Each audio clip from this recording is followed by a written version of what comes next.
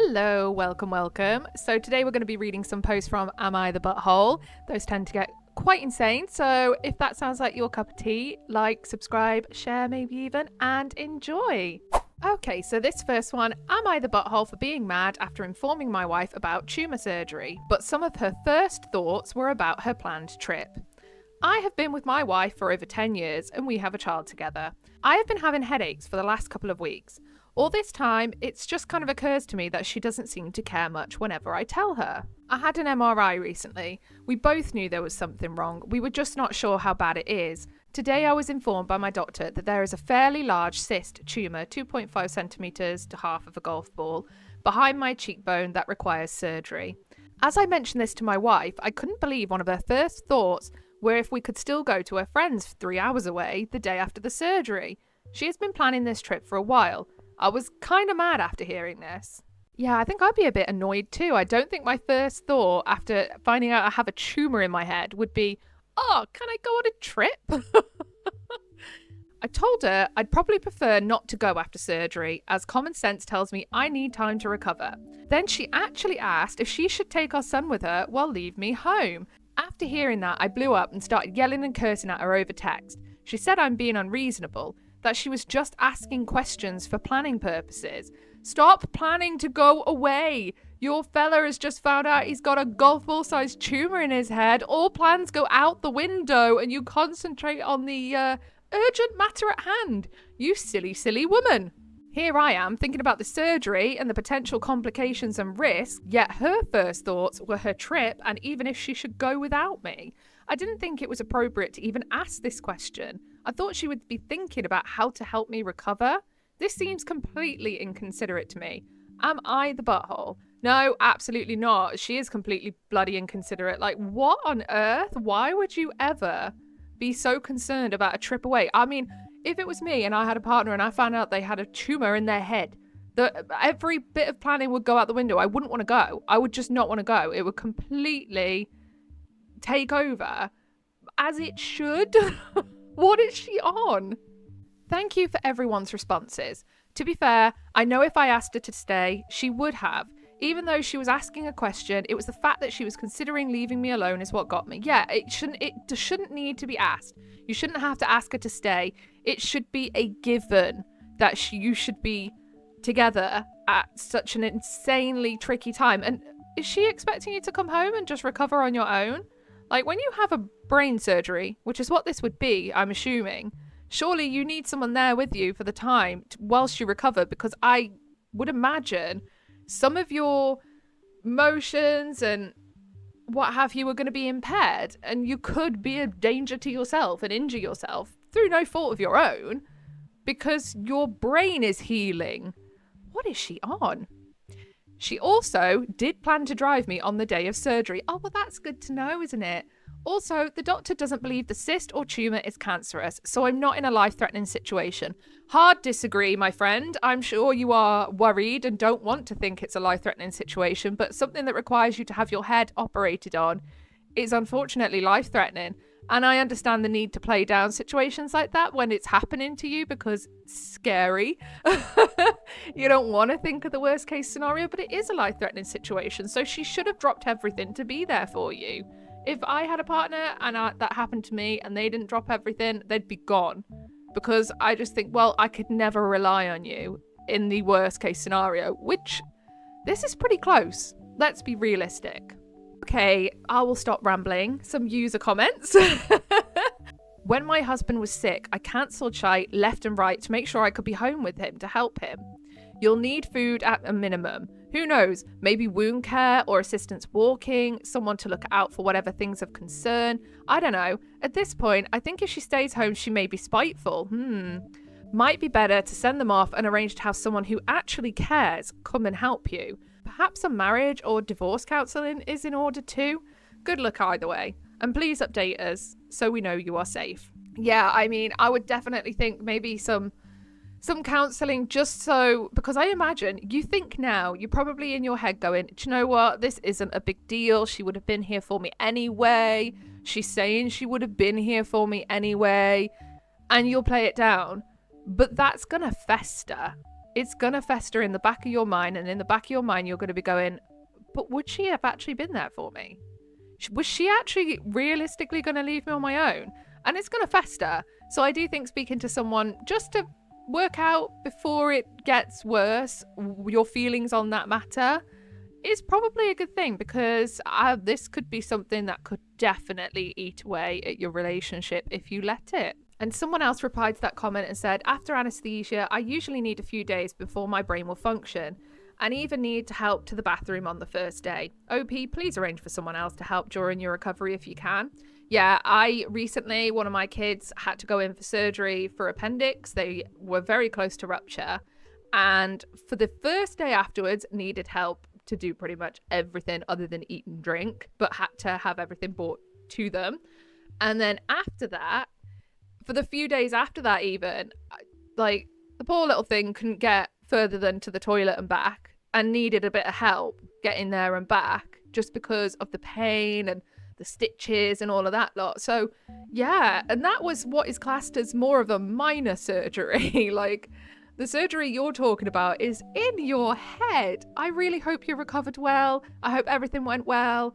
I hope your wife gave herself a kick in the fanny. I really do, and got her act together, because that is not good. Am I the butthole for not getting rid of my cats after a hurricane? I can already tell you no, you are not. I don't need to read the rest of the post to tell you you're not, but we will read it anyway, because that's the whole point of me being here. So, in July, Hurricane Beryl came through and I, F25, miraculously never lost power. Because of this, I kept my door open to my friends and their family who were less lucky, which is really nice of you. I had no issue until my friend, who we'll call Joe, M25, came with his girlfriend, Emily, female, mid-20s. I have 2 cats, an older cat who stayed under my bed the whole time, and a 1-year-old who loves people. My cat was out and about, giving kisses and jumping from lap to lap, but if you pushed her off, she was good about just moving on. This became an issue, as Joe is allergic to cats, runny nose, red itchy eyes type of allergic. He didn't bring this up until I noticed him avoided my cat and asked if he was okay, which is when he told me, but that he didn't want to be a bother, that he knew I had cats and still made the choice to take up my offer. I told him it was no bother and offered meds and to lock my cat in my bedroom. Joe insisted it would be fine, just as long as she wasn't crawling all over him. The rest of the people over kept her occupied, and Joe just has a few sniffles. I offered a few more times to lock up my cat, but he insisted it was fine and I had already done enough. Absolutely. I think Joe's being very reasonable here. Emily was quiet and made no effort to keep my cat away from Joe as she came over. Why do I feel like Emily's going to be the problem? Just from that sentence alone. Fast forward, and I was at a barbecue with Emily and Joe. The topic of Beryl comes up, and Joe makes a joke about how, thanks to me, the hardest part for him was having a cute cat right in front of him that he wasn't allowed to pet. Real, so real. Emily is glaring as he says it. Oh yeah, see, she's going to be the problem. Someone asks if she's okay, and she just goes off on me. That I was cruel to force Joe into an allergic reaction when they were already suffering, that I didn't even care about helping people, as I was so willing to put someone between being out during a hurricane or anaphylactic. Joe is standing there with a look I could only describe as gobsmacked. Another friend mentions that I offered to lock my cat in my bedroom multiple times and that Joe insisted it was fine. Yeah, exactly. At this, Emily starts again, that of course he did, because who would tell me to lock up my cat when I was already helping them, and that I should never have even asked and put him in that situation, that the gracious thing would have been just to lock up both of my cats in my car while everyone was over. Shut up, Emily, you absolute poo tube. At the idea of locking my cats in my car post-hurricane, my heart sinks, and everyone gets more upset at Emily, resulting in a huge back and forth. Emily sounds like an absolute pregnant fish. Yeah. You know what that is. If you don't, clearly you're not old enough to know. One friend accuses Emily of not doing anything to help Joe, exactly, and that she could have asked me to lock the cat up if she felt that strongly. She shot back that she shouldn't have had to, as she wasn't the host and I should have been more respectful and on top of things like that. Shut up, Emily. After a few minutes, Joe snaps out of his apparent shock and drags Emily away, apologising for her and insisting that he had no issue. It wasn't that serious and is still grateful. Emily finally leaves, but yells out again how cruel I was for putting my cats above everyone else in need. Emily sounds entitled. Emily sounds like she's got very few brain cells. Emily sounds like she's just a horror. Emily also sounds like she might be jealous because you're a female friend of Joe's. So, yeah, I wonder if she's making such a big deal and kicking off just because she doesn't like you, because you're a girl, woman. Yeah, woman, because you were over. I was thinking teens for some reason then, but no, woman. I'm wondering if that's it as well. But she sounds like a horror either ways. Put her in the bin, Joe. In the bin. I feel I'm going to need to make a sin bin for all these absolutely terrible partners that we read about. I really do. Okay, so some comments. Keep your cats in your house. Keep Emily out of your house. Not the butthole. 100% agree, Studious Noodle.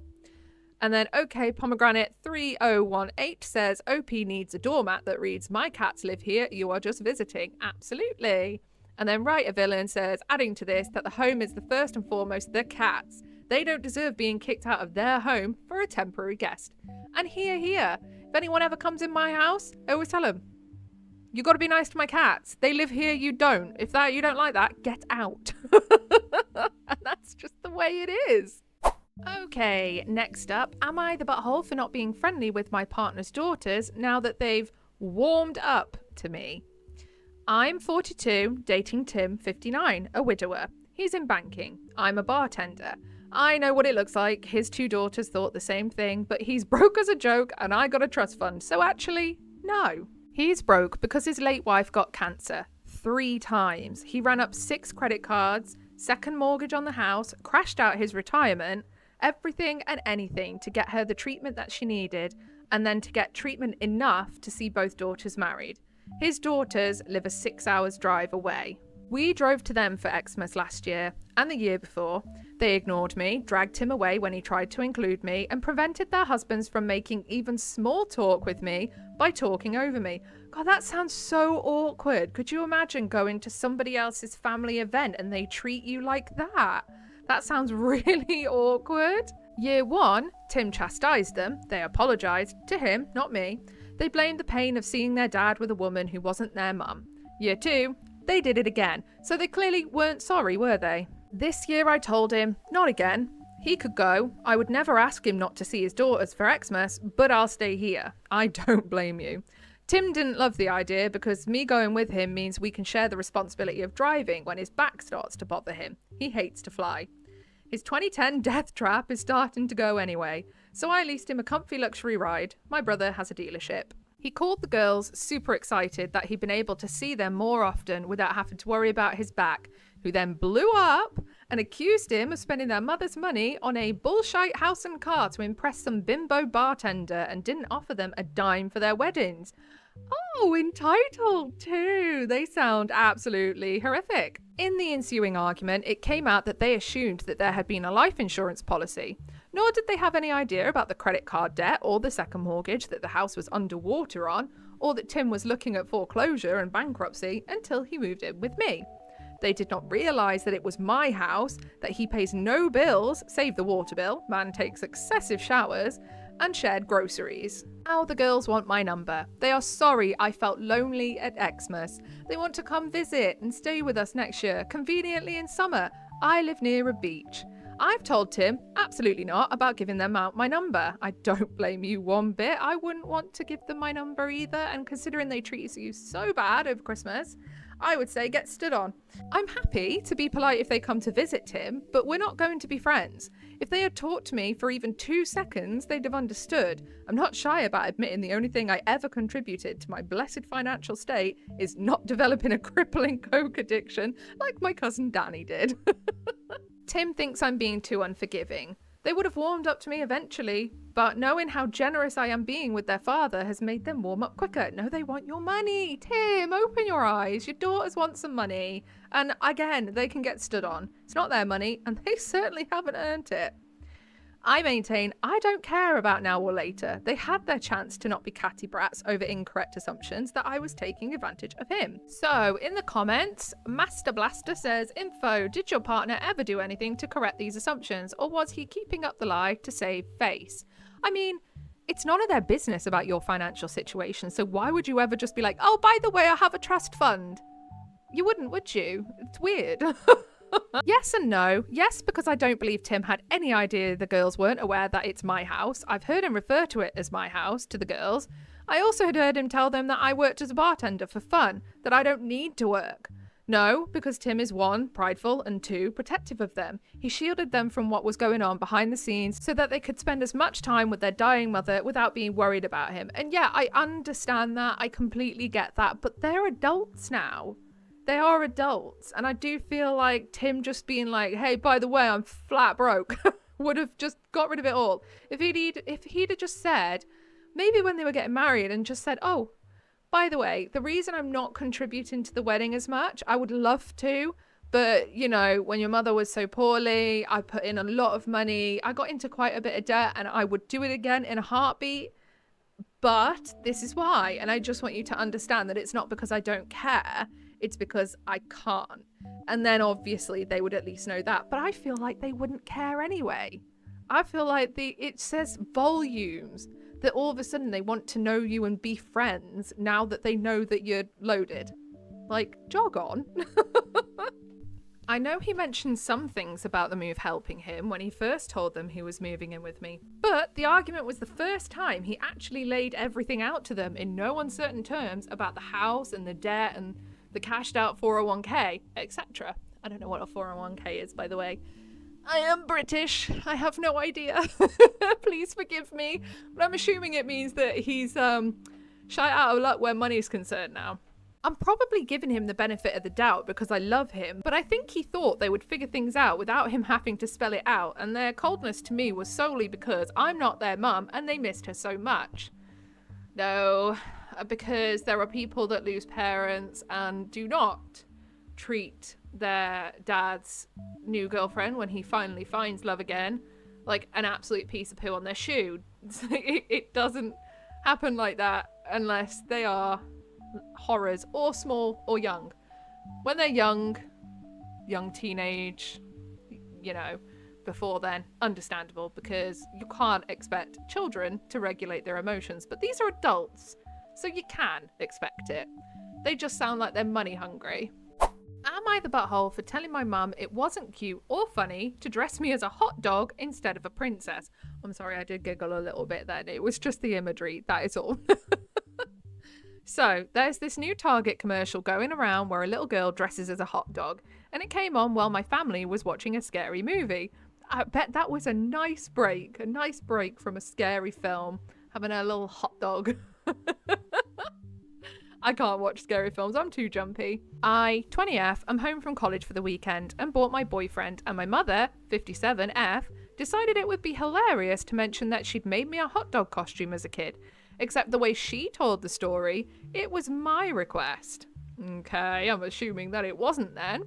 She said that all the girls wanted to be Disney princesses, but I had asked to be a hot dog, and so she'd gone out of her way to make me that costume. Okay.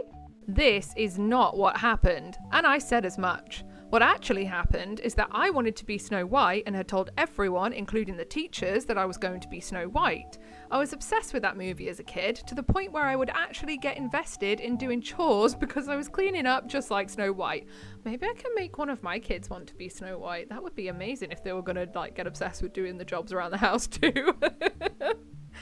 My dad and I would watch that movie all the time, and I was very excited to be Snow White for Halloween, especially because my ballet studio was doing a special princess dance for Halloween, and we'd all signed up for the special princess slots, and I'd shown up early with my dad that week before so I could get to be Snow White. My mother decided that she wanted to be quirky and that Snow White was a bad role model after I got into trouble for trying to cook dinner for my family. I was about 8 and I tried to make hot dogs like how she made food for the dwarves in the movie, and I made a mess. My mum surprised me on the day of with this crappy hot dog suit and told me if I didn't wear it, she'd never let me watch Snow White ever again. She took a million pictures, the other girls teased me for months, and it was one of the most humiliating moments of my childhood. Yeah, I imagine, had Facebook been a thing when your mum was doing this? In fact, Facebook might have been a thing 20 years ago. When did Facebook come out?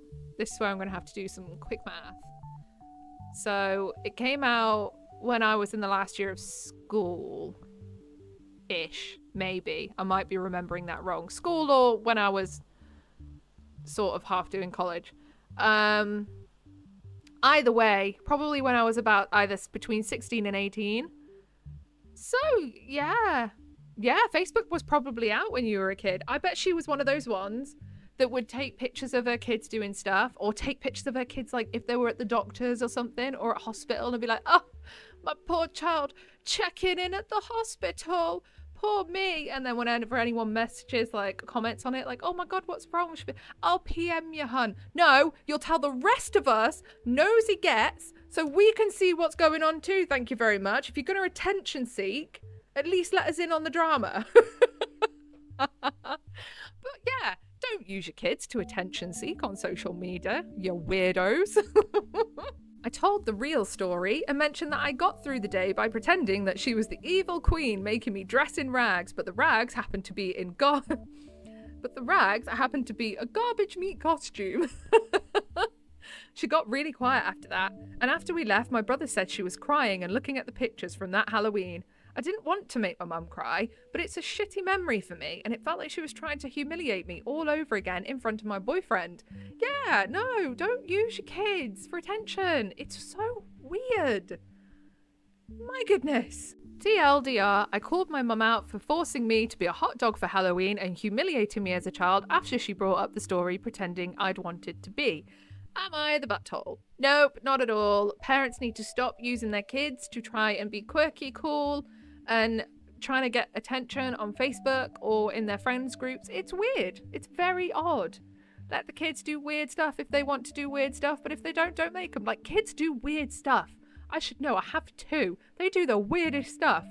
Let them do the weird stuff that they want to do, but don't force them into a hot dog costume if they don't want to. That's really odd. So, someone in the comments says, not the butthole, wow, what a shite move by your mum to an 8-year-old. I'm glad you told the truth and stood up for yourself. I hope she learns. Jeez, what a witch. I'm sorry that happened. And then the OP replied, I hadn't thought about it in ages until I saw that commercial, honestly. Like, yeah, being made to wear a hot dog costume is probably not going to be one of those traumatic, formidable memories. However, the fact that your mum is then trying to, again, so many years later, attention seek off the back of it, being like, look, she begged to be a hot dog, when that isn't at all what happened. Yeah, I understand why you'd be like, actually, no, because I'm sure it was very upsetting when you were an 8-year-old and you really wanted to be Snow White. Let your kids be what they want to be for Halloween, as long as it's nothing like overtly offensive or really inappropriate, obviously, but still, just let them be what they want to be. Don't make it weird. Okay, so I think we're going to leave it there on that note. If you made it to the end, I am very, very, very, very, very appreciative. I thank you very much. Feel free to drop a like and subscribe, maybe even share. It helps me out a whole bunch, and it also means that you can find me again because I post every single day. Other than that, I hope you enjoy the rest of your day. Thank you for watching, and goodbye.